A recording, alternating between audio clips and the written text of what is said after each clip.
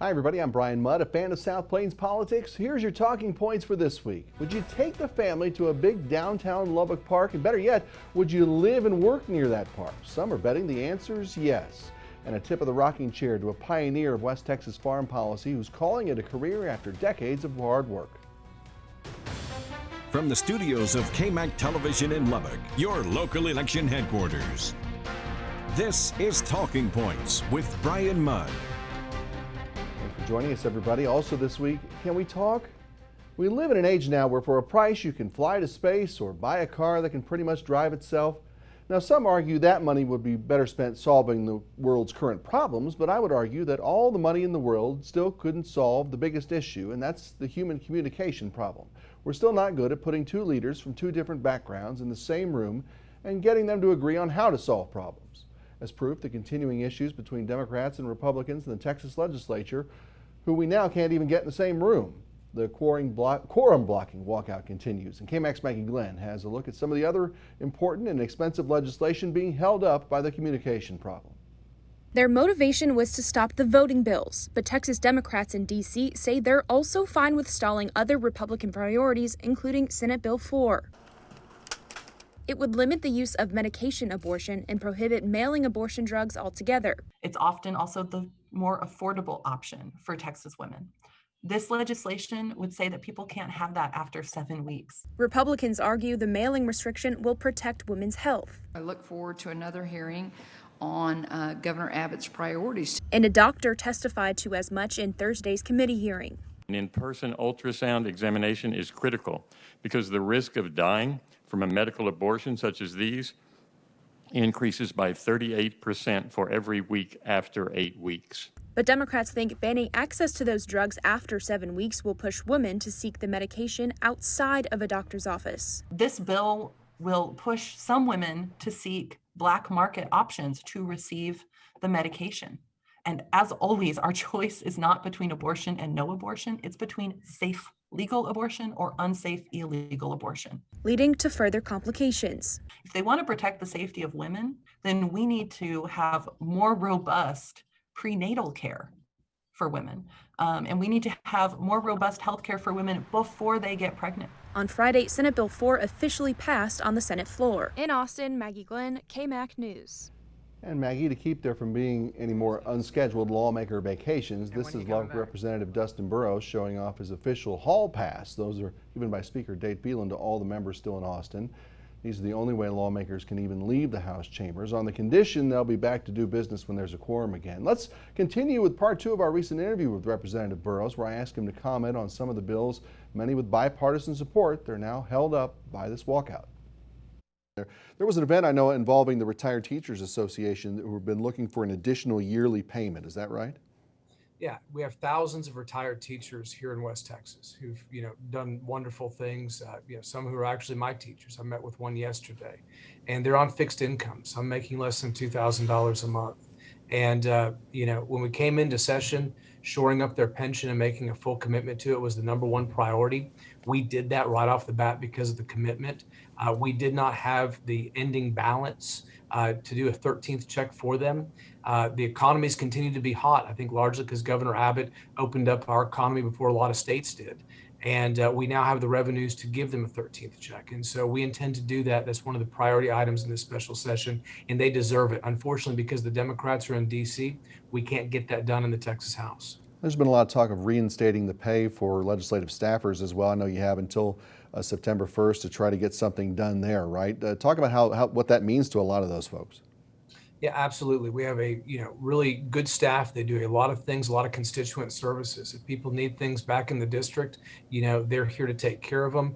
They help us analyze bills, help us pass legislation behind the scenes that's good for all of West Texas.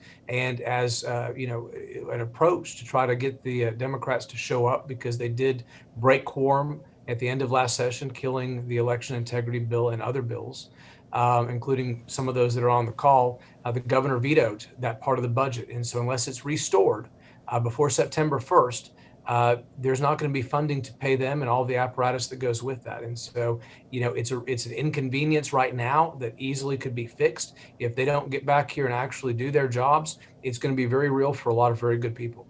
You know, and there's also something in there that's been lost, I think, in a lot of the talk about some of the other bills, and that's sort of strengthening the property tax reforms that you were championing in the last session and this one as well. What's that all about here in the special session? You know, we actually did some good things during the regular session on trying to tighten up SB2, which, you know, I carried 2 sessions ago, landmark property tax reform. But most people are looking for property tax relief. You know, we don't have a significant amount of funds to provide what I would, you know, call essential property tax relief, but we do have some to stop the growth of it, some extra monies because of the economy. So the money the comptroller certified was available. We're going to plug right back in to go to property taxpayers, at least to slow down some of the property tax growth. A lot of folks had questioned why the governor didn't include more on ERCOT reforms in the special session. Did you agree with him on that you've essentially done all you can do as a legislative body, at least for now? Well, you know, I think whenever you do major overhauls, you know, put winterization in, which would actually, you know, have probably prevented a lot of what we saw with Uri. And then he came out with an executive order trying to make sure that we're going to have the critical infrastructure that we need online, getting more thermals online instead of being so dependent upon renewables.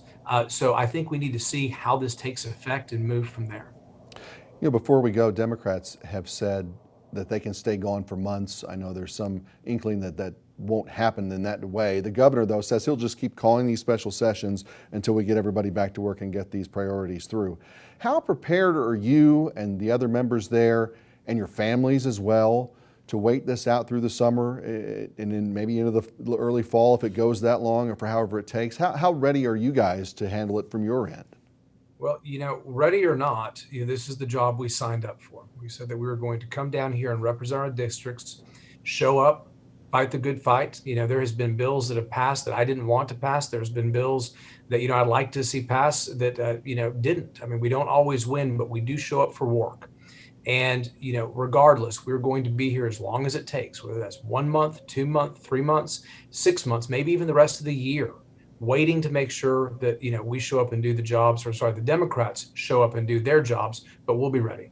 All right, Representative Dustin Burrows, we certainly hope that you have no time to talk to us again very soon, but we certainly appreciate when you do. We'll talk to you later. Thank you, Brian. All right, coming up, if lower prescription drug prices sound good to you, Lubbock's congressman has an idea that might work, and a different perspective on a Texas Democrat walkout in Austin from a Democrat who's considering this political move from a more bipartisan and analytical point of view. See what I mean? For 5 good minutes, next on Talking Points. You're watching Talking Points, a focus on the political scene in Lubbock and across the South Plains. Welcome back to the show. Here's a look at some of the political headlines of the past week. Lubbock Congressman Jody Arrington's rolled out 2 bills, new ones, designed to help lower prescription drug costs. One would have the U.S. Trade Representative appoint a pharmaceutical negotiator to make sure foreign countries pay for part of the development of new treatments. And the other would make a law that a requirement that manufacturer drug discounts be applied to seniors at the checkout counter and not given to insurance companies. We haven't had a chance to give a shout out to our friend Steve Barrett, who recently retired as CEO of Plains Cotton Growers after some 24 years. You'd be hard pressed to find anyone who's done more to fight for and expand good ag policy for folks on the South Plains than Steve. Well done, brother. Cody Besant takes over as CEO, and he'll be great at that. He's been the vice president in charge of a lot of things at Plains Cotton Growers for some time. And regardless of the political grumpiness right now, it's been nice to see so many from both sides of the political scene send good wishes to the at least 6 Texas Democrats who, despite being vaccinated, have tested positive for COVID since they've been in Washington, D.C. Now, because they've been vaccinated, all their symptoms are mild, if that, and they've been in quarantine as well. But as for the rest of them, what's there to do for Texas Democrats in Washington, D.C. these days? Well, besides a lot of laundry, they've been knocking on doors trying to get support for a federal voting law that would make this unplanned trip worth it. The problem is finding any takers. KAMC's Anna Warnicki is in Washington with more. Texas Democratic lawmakers spent Wednesday lobbying on Capitol Hill. We're here working. We're going to make sure that Congress understands that we want the John Lewis Act or the For the People Act. In a meeting with Texas Democratic Congressman Henry Cuellar, State Senator Roland Gutierrez said if Congress passes the For the People Act, it would create national standards for voting that would roll back some of the restrictions popping up in Republican-led states, including Texas. Here we are, surrounded by the Texan freedom fighters defenders of the Constitution. Another group of Texans were across the Capitol meeting with the bill's lead sponsors. The assault on the right to vote isn't just a Texan challenge. It's under assault in state after state after state. The For the People Act is about ensuring the freedom of people to vote, getting dark money out of politics, and making sure that there are ethical standards that politicians have to live up to. The House passed the bill in March, but has since stalled in the Senate after Democrats fell short of the 60-vote threshold to overcome a Republican filibuster. Republicans are saying no to everything that we want to work on. But while the Texans continue to make their rounds across the Capitol, Republicans, including Senate Minority Leader Mitch McConnell, say the entire trip is just for show. To snap selfies, bask in the limelight, and beg Senate Democrats to take over Texas elections. In Washington, I'm Anna Warnicki. All right, let's get a little bit different perspective now on the Texas Democrats' run to Washington. Spend 5 good minutes with our friend Drew Landry. Good to see you again. Hey, yeah, thanks for having me back. You know, you've been a candidate and you've helped Democratic candidates in their own campaigns. Sure. What are you doing these days? Yeah, well, I'm at South Plains College, still there. Teaching government in the most analytical, nonpartisan way ever that you could ever be. And so, especially Texas government as to where we are here. So, what's happened here in the past few weeks, I guess we could say, has been rather, on point, if that's a bit apropos. So, well, we've seen Texas Democrats break quorum like this before. Yeah. And in other states too, this has happened. Yeah. What makes this particular situation for them one that the reward would sort of outweigh the risk, at least potentially for those folks? Right. So they are wanting to, they break the quorum, they go to D.C. They could have went like they did back in 2003 to Oklahoma or to New Mexico, but they choose this time to go to D.C. because they have the majority in both chambers in Congress and a Democratic president. So what they're wanting at the very least is to pass what's called the John Lewis Voting Rights Act that has this thing called pre-clearance in it. Now, I don't want to get in, too heavy in the weeds about this, but when it comes to the idea of pre-clearance, it was in the 1965 Voting Rights Act that would make states that have a history of voter discrimination and low voter turnout to pre-clear any type of changes to voting laws or even redistricting districts. They have to have it pre-cleared by the DOJ, by the Department of Justice. Gotcha. So before they even take place. And so what Democrats have argued in Texas since 2003 is there's a lot of gerrymandering happening. A lot of manipulation of the districts, which hurts the minority party. Mm-hmm. So they are saying we need pre-clearance back. We need Congress to act on it. It passed the House, and so they're wanting the Senate. In the U.S. Senate, the filibuster-laden Senate, right, yeah, to say, put away the filibuster, come on board Joe Manchin, come on board Kristen Sinema, and pass this bill, get it to President Biden's desk, and we don't have to worry about these types of things happening at the state level. So this is not just backroom arguing and negotiating in Texas. We're doing this in D.C. for a couple of senators, and if whatever reason that did happen and pass, now whatever we do in Texas would be moot. Is that right? That's exactly right, because of the Supremacy Clause, Article 6, Clause 2 of the Constitution. Right. That it would make it that way. So it'd be an interesting little relationship that we would see with that. But you have people who are hesitant of that. Senator Joe Manchin and Senator Kristen Sinema. They have said several times they have no interest in changing the filibuster rules, mainly because they don't want to do it when they don't want it to happen to them if they are in the minority party. Right. It's a fair thing, but. What we've also seen in the past is what's called asymmetrical polarization. What that means is it's a fancy word for you. Y'all can use that in your crossword puzzles. There you go. Is that when the two different parties, when they have control, they do it in different ways. And so the idea is that when you look at the Republicans and how they governed, it's different than how the Democrats are governing. That's why it's taken so long for infrastructure. You've been hearing about that for the past, I don't know how long. The argument would be if it was Republicans doing it, they would have it passed already and it would be already taking place. where you look at, the confirmation of Amy Coney Barrett or the scandals with Matt Gaetz, these types of things, that's the different aspect. Where when Al Franken had his scandal, it was get away. Right, exactly. So that's what I mean by that, right. is that Democrats are ruling differently. It all weaves together, and it's really strange to get. Looking at the Texas bill, though, sure. The number one complaint for Democrats in the voting bill is what? Well, you often hear about how they're attacking Harris County and the poll watchers. They're talking about how there could possibly be some voter intimidation with the poll watchers, these partisan poll watchers. People who watch votes being counted that night of elections. Right. And you've heard Republicans come back and say, there's no real concern of that. You don't, it's not someone who's going to stand behind you and vote. There'll still be privacy within that. Yet at the same time, who's going to stop these partisan poll watchers who might be from a particular angry group who may want to follow somebody in there? There's going to have to be some enforcement of that.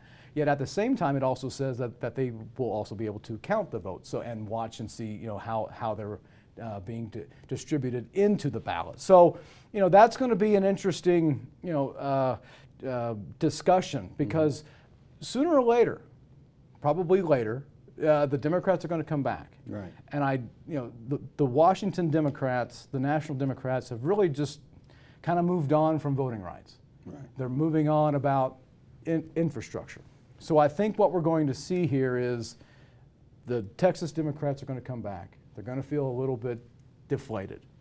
And then Abbott's going to, once they arrive on the tarmac, there will be state troopers. Now, of course, I don't, I'm just coming prediction up here of what happens. And they will be escorted to the Capitol. And maybe sit there. And there will be a vote. And they won't be able, they'll be cabined there, and that's what's going to take place. Do you worry, knowing that this is likely to happen, that they're throwing away any leftover negotiating position on that or any other bill that comes down the pipe? Yeah, this was, you've heard Governor Abbott in other interviews say, we were trying to negotiate with them. We were in good faith, and they pull this, and now we have no other room to negotiate. So it's really going to be, you're here, you had your opportunity, you went to D.C., now you're back, and you've lost really all kind of clout in any type of negotiation process. Final seconds. We're not even to redistricting yet, no. Which is in 2 or 3 months. That's right. Your prediction, does this happen again? Do Democrats take a walk to D.C. or Ardmore or wherever? I think once you do it once, there's the newness, the specialness kind of gets out of it. I mean, Abbott's got his ideas. He's wanting to run for president. There's no mistake about that. He's having a national image issue, so he's wanting to hold a tight ship, and so he'll want to get this check mark off the board and then redistrict, check that off the board. So he's not really going to. I don't see that happening again, but. It's politics. In a couple weeks, it's a marathon. We could have a whole new schedule of things happening in the next month or so. It's why we have TV shows like this one from time to time. Drew Landry, good to see you again, my friend. Good seeing you. Thank you. The results, but your input has gone a long way toward deciding the details of the city's downtown Civic Park project. A look at why some feel this is so important. Next on Talking Points. One goal for Lubbock City leaders is to keep college graduates here instead of watching everyone move to Dallas or Austin or Houston. It's good for the long-term economy. So they were asked what would keep you here. And believe it or not, one thing that always comes up is that they want a place to live with good parks and green areas. Hence the work on a downtown Civic Park, because you can't get anyone to develop and live downtown in Lubbock without things like this. A full presentation of the plan for the old LP&L building site's coming in a couple of months, but our Brenda Lipinski recently took a look at the project. It's the one place in the city that belongs to the entire community. And so we really do want this to be a place that gives people a reason to come downtown and take ownership of downtown. Saying the park will be good for workforce development.